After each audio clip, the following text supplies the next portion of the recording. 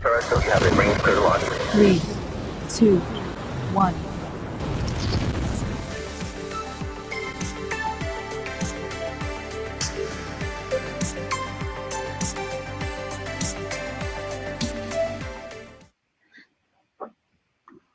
Welcome to Moon Trees Live 2, a distance learning adventure brought to you by the USDA Forest Service and the Natural Enquirer with help from our good friends at NASA. I'm your host, M. Chad Edwards. Now, welcome to all our returning friends and even to our new friends. I'll just remind you that I'm a conservation educator with the USDA Forest Service, and the Forest Service manages about 193 million acres of national forests and grasslands throughout the United States. We also work in partnership with tribal and state governments, as well as private landowners, to benefit another 600 million acres, not even to mention our work internationally. Whew. All right, I'm so glad you could join us today to learn about the journey that our little seed friends are taking.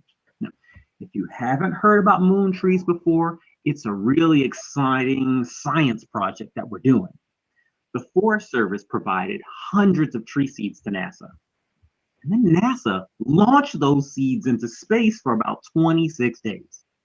The spacecraft came back to Earth, and the Forest Service tested the seeds to see how they did on their long voyage. Well, it turns out several of them survived. So we planted them in a nursery, and guess what? They've started sprouting. Very soon, we're going to have moon trees that we can actually plant. Isn't that amazing? Now, if you want to learn more about the mission and the kinds of trees that we sent into space, we talked about those things in our previous program called Moon Trees Live 1. So when you're done with this, you might as well go back and check that one out too, right? Hint, hint, hint, hint, hint. Okay, so Moon Trees Live was a 45-ish minute long program where we played some videos and answered some viewer questions live. Now, bear with us today because we're doing things just a little bit differently here on Moon Trees Live too. We also made some videos for this program, but we just couldn't wait to play them for you. So they're actually already online. You can go and find those videos too. There are 3 in total. Episode 1 is about recovering the spacecraft after it came back to Earth. Episode 2 is about testing the seeds to see if they survive the trip. And then episode 3 is about how we grow the seeds. But what does that leave for today? Well, today is all about you. No specific learning objectives. We've done enough talking. We want to hear from you. So feel free to share any questions you have about moon trees with us. We're ready, we're ready, we're ready. Just comment on this video while we're live on the Natural Enquirer YouTube channel. And as always, we have some knowledgeable experts standing by who will be happy to answer you. Our experts include Rachel Bayer with the USDA Forest Service, Jessica Nicholson with the Natural Enquirer, and Eman Beck, John Davis, and Kelly McCarthy with NASA. If you see a response from the Natural Enquirer, then those answers are coming from our official experts. Our online experts aren't the only folks helping us out today. I'm also really excited to have several scientists with me and you and all of us here to talk about moon trees. So let's quickly introduce Bianca Rim with NASA, and Cass Dumrose and Kayla Harriman with the USDA Forest Service. Bianca, let's start with you. Would you like to introduce yourself? Sure. Thanks for having me here. Bianca Rim. I'm an electrical engineer with NASA Kennedy Space Center here in Florida. And I work on, my part of the work on the Artemis campaign is as a utilization engineer with Gateway Deep Space Logistics. And I focus on a lot of topics on how we can utilize our space assets to achieve our lunar exploration goals. That is so interesting. That's so interesting, Bianca. I had no idea that was even a career that I could be when I grow up. So thank you for sharing. How about you, Cass? Let's welcome Cass. Would you like to introduce yourself? Yeah, thanks, MChat. Hello, everyone. Welcome. I'm Cass Demeros. I'm a scientist with the USDA Forest Service, and I research how to grow native plants and get them to grow out on our ecosystems. Oh, what great work. Welcome back, Cass. Also, welcome back, Kayla. Kayla, would you please introduce yourself? Yeah, thanks, Amchat. It's great to be here again. My name is Kayla Harriman, and I am a seed specialist with the Forest Service, and I am located in Bend, Oregon. Very, very cool. I don't know if I said it, but I'm right outside of Washington, D.C.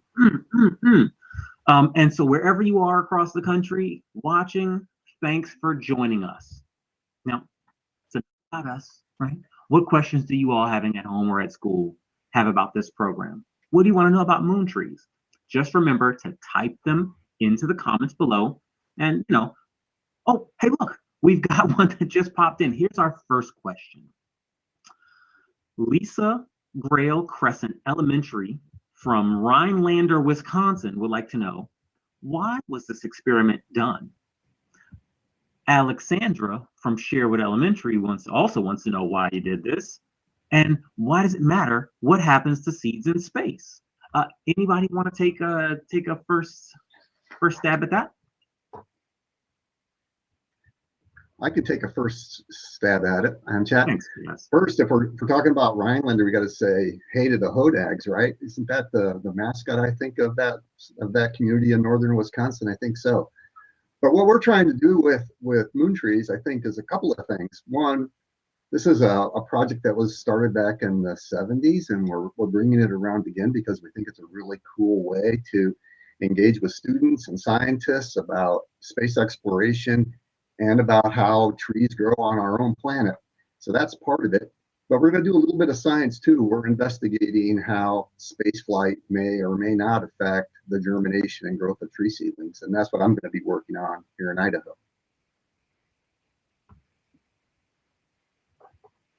Fun. So we're engaging the public and doing our big science project at the same time.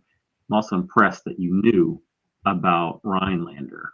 I hope that they're in their classroom cheering for that. I hope so too. Yeah. Kayla, would you like to weigh in? You don't have to, but if you like, you're welcome to. Sure, happy to weigh in, Amchat. I think, when we're kids, we're really excited about space, and we're also really excited about nature. And this is really just a fantastic way to bring those two topics together and really encourage you guys to think about all the things that you can possibly do when you grow up.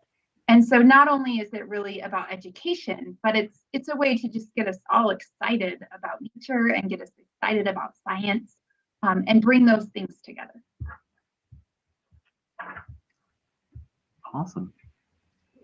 I have something to add. Perfect. Thanks, Bianca. Okay, you're welcome. Well, one reason I think it's important to see what happens to the seeds in space is that we'll be sending people to space, and they'll need to have food in space. And eventually, if they would like to set up a permanent base off the planet, they'll need to be able to grow food. So we need to find out what the effects of the space environment are on those seeds so that we can make sure that it would be safe for astronauts and humans and animals or pets or whoever we take up there to eat the food that's grown. Amazing. That's something that I never thought about. Wow, growing food on a space station. Well, thank all three of you for that one. We have another question that's come in from our friend Thomas at Sherwood Elementary. Now, Thomas wants to know if the packaging that the seeds were in made any difference. And if there was no packaging or some different type of packaging, would things have changed? Sounds like exactly what our science project was about. Would any of you like to weigh in on that? Sure, I can weigh in on that. We know that NASA was able to record a lot of information while the spacecraft was up in space, and some of those things were temperature, and we know that that packaging protected those seeds. We've seen it happen here in our own seed storage facilities, where it protects those seeds from things like moisture, which can prevent, harbor a lot of mold. We know that that packaging was adequate on the spacecraft because our seed came back nice and dry, intact, and no presence of mold. So if we hadn't packaged it in those thick 6 mil plastic raviolis that you guys saw, there's a chance that our seed would have been exposed to some unforeseen moisture and we could have ended up with moldy seed. Ravioli spacesuits. I think that's going to be the name of my band. Yeah. Another question that has come in is, what's the current status of the seeds? Where are they? What's going on with them? Ed, do you want to start, Kayla, since you were the distributor of seeds, and then I'll chime in? Sure, happy to start, Cass. So the current status is most of the seed has been distributed to nurseries or sent to Moscow, Idaho, where Cass is. And it's been put into what we call our stratification process to get those seeds to wake up. Remember, we talked a little bit about dormancy. Those seeds were dried down and put into a stable state where we would hope that they would essentially just take a nap on their trip. They're back, and we x-rayed them here in Bend, and we didn't see any change in the internal tissue. So we imaged them with that digital x-ray before they went up, and then I imaged them with that digital x-ray after they went up, and we didn't see any change to that internal tissue, which is actually what we want to see. I think that tells us a lot, that it means we packaged them properly, we prepped them properly, and NASA was able to take care of that package and provide a safe space in the payload as it went up into space. So those are all great things that have resulted out of that. And now most of the seed actually is in Cass's hands in Idaho. Yeah, so the seeds came to be about a month ago, and I put them into a running water soak so that they could get some water back into the tissues and get them to start metabolizing.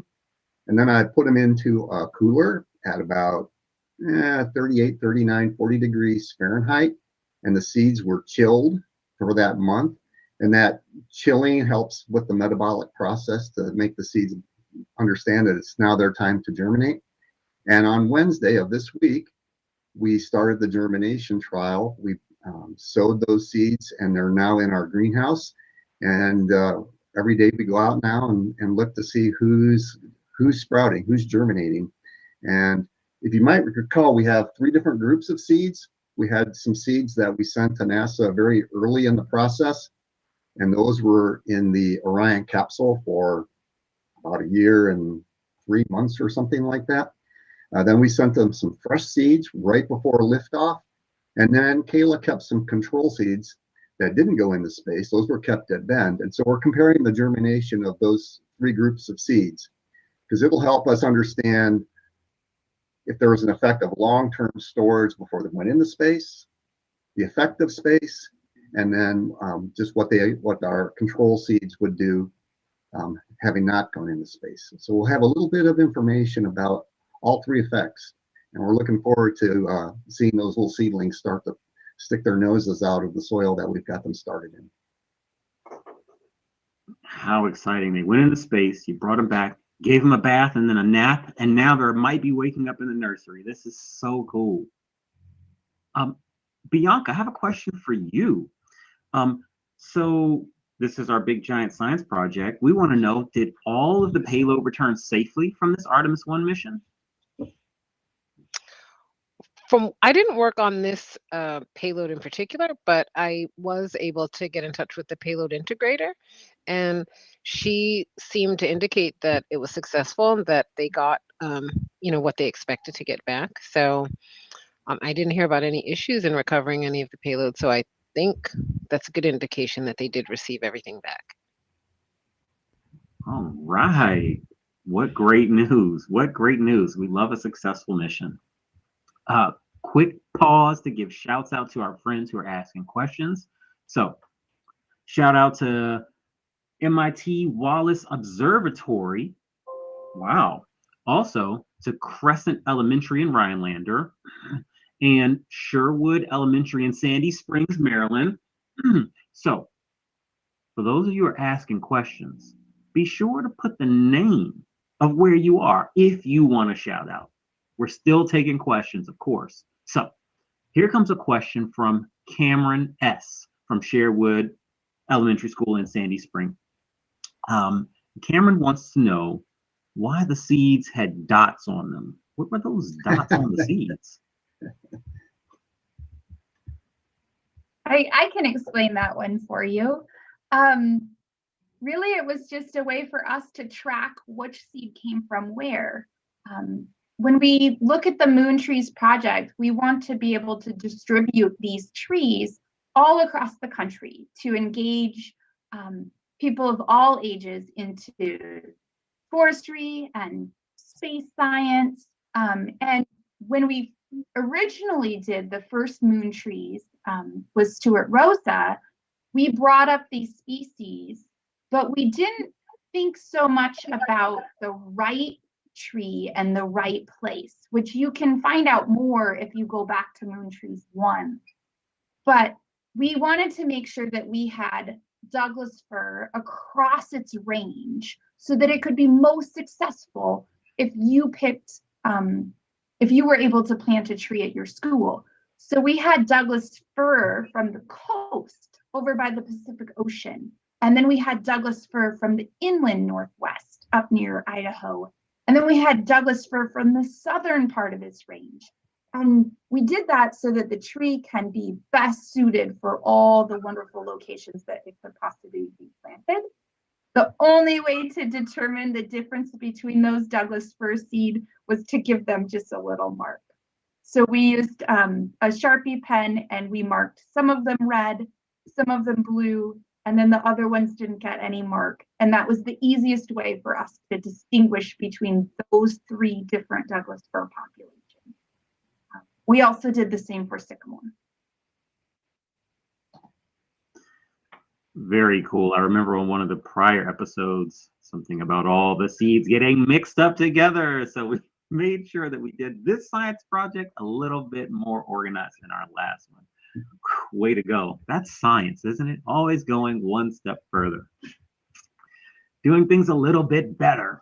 Now, our next question is probably for you, Bianca. Noah at Sherwood Elementary School is asking, is all of this so we can build a future civilization on the moon? Wow, that's a good question. And I guess a future civilization, I'm not sure I would maybe characterize it like that, but let's just say that I do think that we want to go to the moon and be there permanently. We have people living and working there permanently, researching there permanently. I don't know if it would be a full-scale civilization, but I mean, probably at least a community. And so, yeah, we will have to build things there to sustain even just a small community. So a lot of it is research to that end. And, that ultimately means learning about the universe that we live in. So I think that's, kind of even a bigger picture perspective of it. But yeah, I think building some sort of infrastructure on the moon will be a part of that. So I hope that answers the question. Wow. I couldn't imagine commuting from here to the moon. I'd probably just want to stay if I work there. So, all right. Thank you for thinking about how to feed those folks.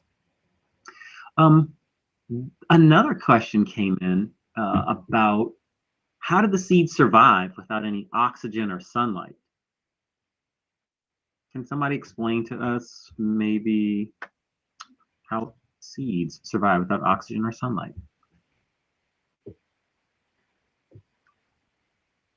Kayla and I are looking at each other to see who wants to take this one on first.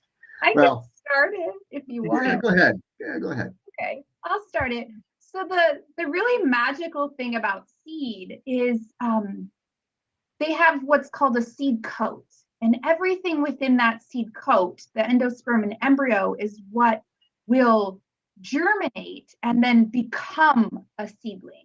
Until it actually germinates, it's protected in that seed coat. So it actually doesn't need any sunlight at that time. If we want that seed to be able to store in some kind of setting, like on a spacecraft or on the moon, or currently here on Earth, we store it in seed freezers. They don't need any sunlight because, kind of like I said earlier, they're sort of just taking a nap. And so we're not trying to engage them in any kind of metabolic process that would create them to need those things at that moment. Cass can probably talk a little bit more about the plant physiology that actually does need those things. Yeah, and so the seeds that we sent into space were all dried down to a very low moisture content. And we do that because that reduces the metabolism rate of the seeds.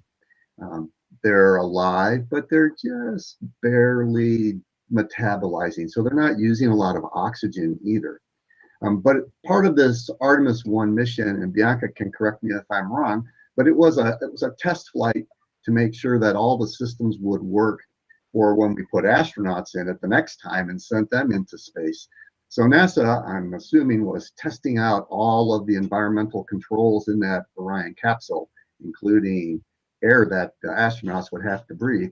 So there was a little bit of oxygen moving around in that cabin as well. But because our seeds are metabolizing at such a low rate because they're so dry, they don't need very much oxygen either.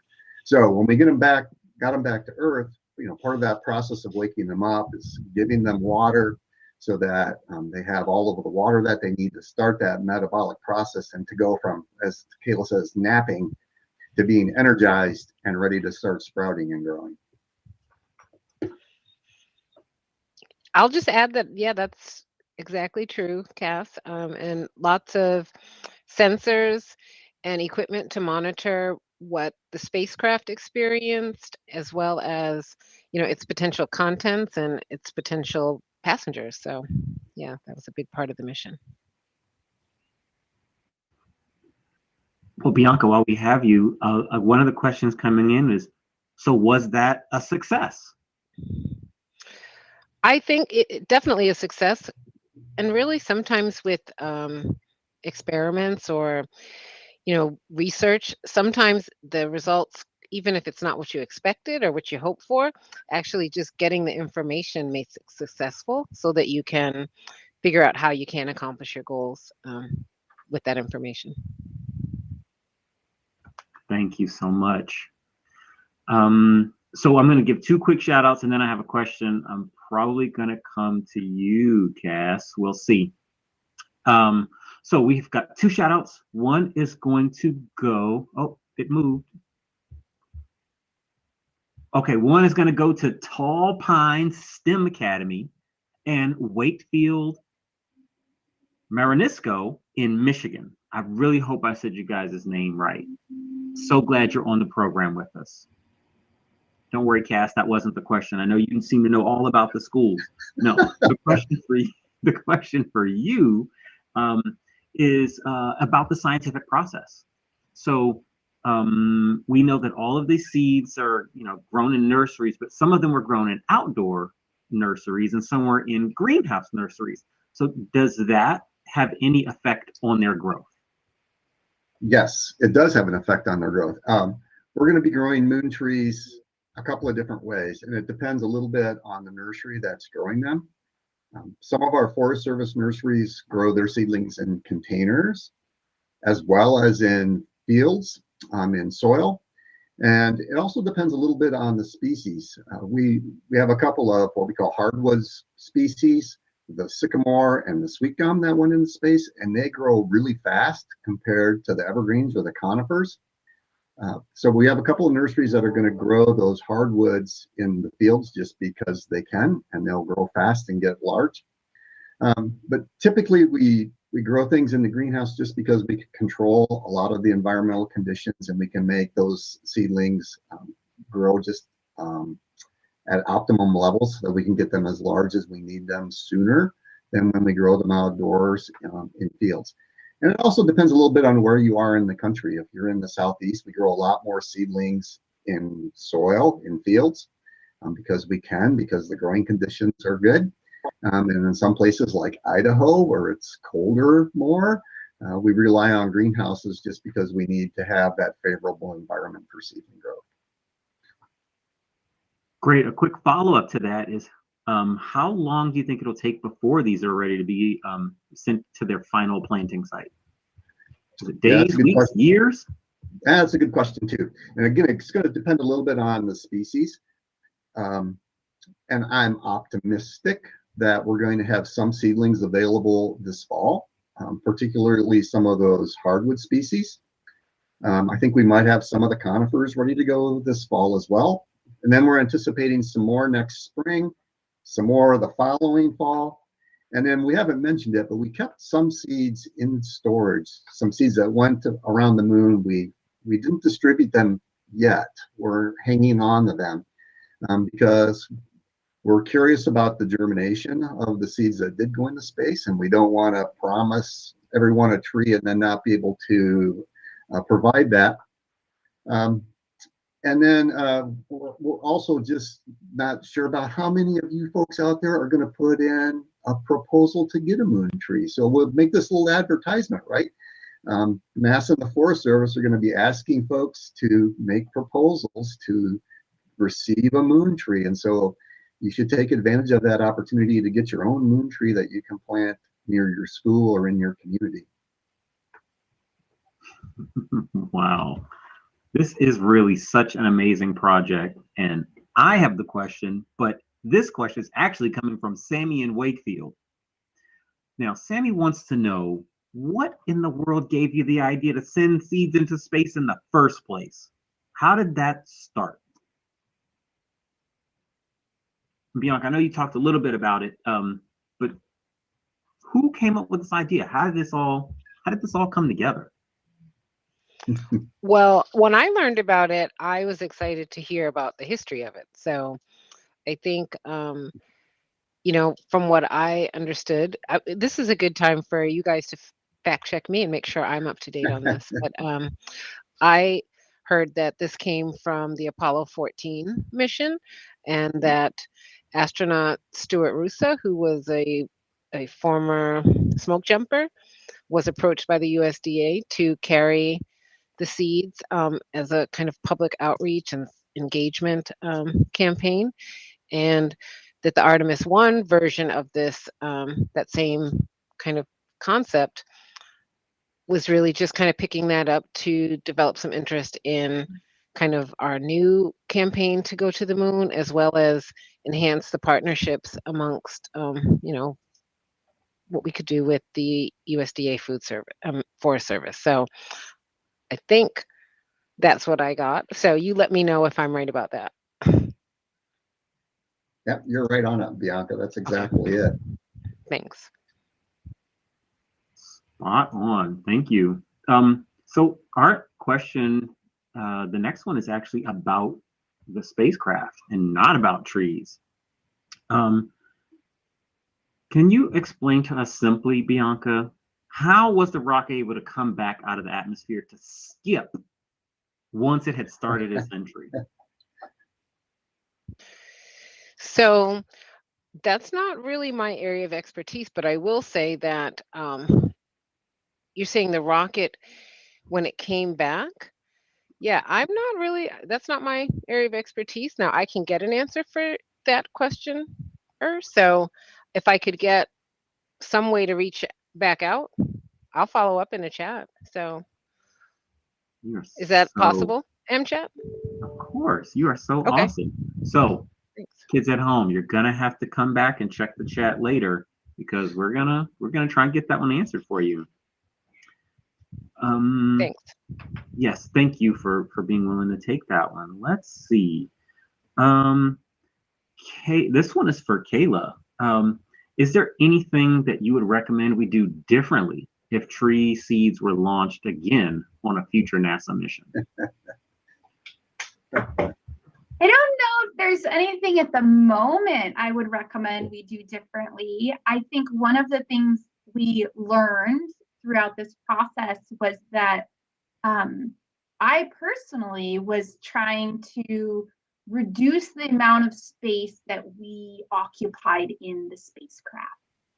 That was really important because we weren't certain if all the payloads that were provided to NASA would be able to be included on this mission. And so that's how we, Cass and I decided upon this ravioli idea, is that if they needed to cut those raviolis apart, at least a tiny bit of seed would get put on there.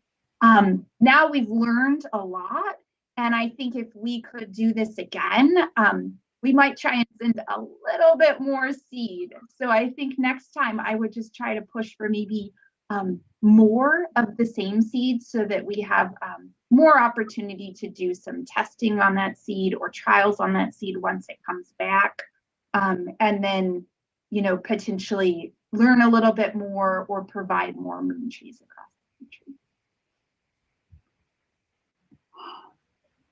Yeah, and then I would just add that when you do science, it's not you do one study and then you're done, but you do one study and then you learn some things. Sometimes you make some mistakes, and then you do some more science and you try to answer new questions or go back and understand what didn't go right the first time. So we're right in the middle of this germination study right now, and we don't really know what the results are. It's going to take about a month till we know. And maybe based on what we see, we'll have some other questions about the packaging or how long the seeds were out of cold storage before they went into space. And so all of that information will help us make some decisions about how we do it again, where we can improve, where we think we really nailed it the first time. So that's sort of the way science works. You keep working at the problem, you keep expanding the ideas, and you keep moving forward. That's right. Always moving forward. Thank you. That's what we do in science, right? Always moving forward. So there are a lot of questions coming in about how can you become a custodian of one of these moon trees, or basically how to apply for a moon tree seedling. I want you to know that more information will be coming out soon. We're going to release that. And before this is all over, we'll put an email in the chat so that you can contact them to make sure that you receive all communications that come out later on how you and your organization can submit a proposal.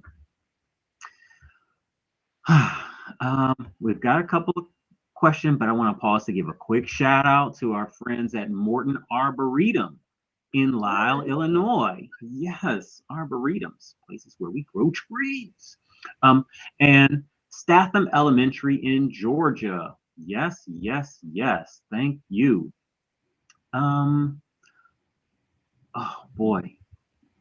Time is really flying by, you all. We've been learning so much today, and it's starting to feel like people are hitting their class time limits because we've answered all the questions in the chat, and that's really amazing. But that does mean it's coming time for us to wrap up things for the day. I'm so sorry. I wish we could do this all day. But don't worry. If we missed your question that are still coming in, you can always send them to us at fsconservationeducation@gmail.com. Again, that's FS like Forest Service Conservation Education. It's all one word at gmail.com. And you don't just have to send us your questions either. Feel free to let us know, what you thought about the program. And we did a little bit differently than the last one. So what did you think about this format? Did you like it? Let us know. And then we'll call that our little science experiment. Okay. So we want you to know that we're going to continue to track the growth of our tree seeds. So to get the latest information and to get the latest Moon Trees Live educational materials, be sure to check out the Natural Enquirer website and the Forest Service website about Moon Trees Live. There's a little tab on there. Just follow the links that appear on the screen. Let's take a deep breath and smile, everybody, as we thank all of our friends who helped us today from both the USDA Forest Service, the Natural Enquirer, and NASA. So right now, let's say farewell to our wonderful panelists today. Kayla, is there anything else that you'd like to say? No, thanks, Chat. It's been great to be with you all, and I look forward to more questions as this project continues. Right. Thanks again for joining us today, Kayla. How about you, Cass? Anything that you want to add? Nope, I'd just say thanks everyone for joining us, and I'm going to guess that there will be a Moon Trees Live 3, and then maybe we can look at some seedlings next time. Wouldn't that be fun? That would be fun. Thanks again, Cass. How about you, Bianca? Would you like to wrap us up? Well, yeah, thank you for everybody for joining, and thank you for having me here today with NASA. And I'm really looking forward to finding out how we can get moon trees too. Would love to connect with other moon tree custodians once those of us who become them, are able to do that. And yeah, it's an exciting opportunity. So love the project. Thank you, thank you, thank you. And thank you, MChat, too. Sorry, just wanted to say that. Oh, so sweet. Thank you very much. I really appreciate that you all were here, and you all are different types of scientists. So hopefully that showed some of our students at home some of the different careers that they can explore, because the world of science is huge. So thanks again, everybody, for participating. And of course, a big thanks to you at home for watching and you at school for watching. Yes. Now, remember to check out Moon Trees Live 1, as well as all the other videos that we have. There are 3 of them in total. So there's Moon Trees Live 2. In that Moon Trees Live 2 series, there's episodes 1, 2, and 3. If you're interested in our other programs, our other distance learning programs like this one, check them out at fsnaturelive.org. We have programs on climate change, freshwater, grasslands, pollinators, so much more. Check it out for the full list. Grab a tub of popcorn and enjoy watching them. They're great. Now, once you know, we have a whole other program coming up in September featuring none other than Woodsy Owl. Yes, this will be our 3rd installation. So in Woodsy Owl Live 3, we'll talk about how we can do our part to lessen the impacts of climate change. So be sure to keep an eye out for that one, and as well as to be on the lookout for more updates on our moon trees and those tree seeds. So you go ahead and blast off, and we'll see you all again soon. Take care now.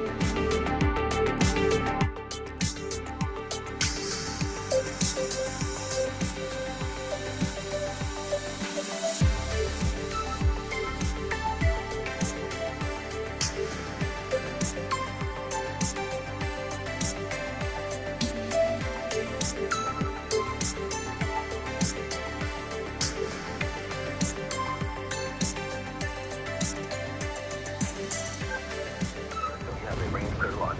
3, 2, 1.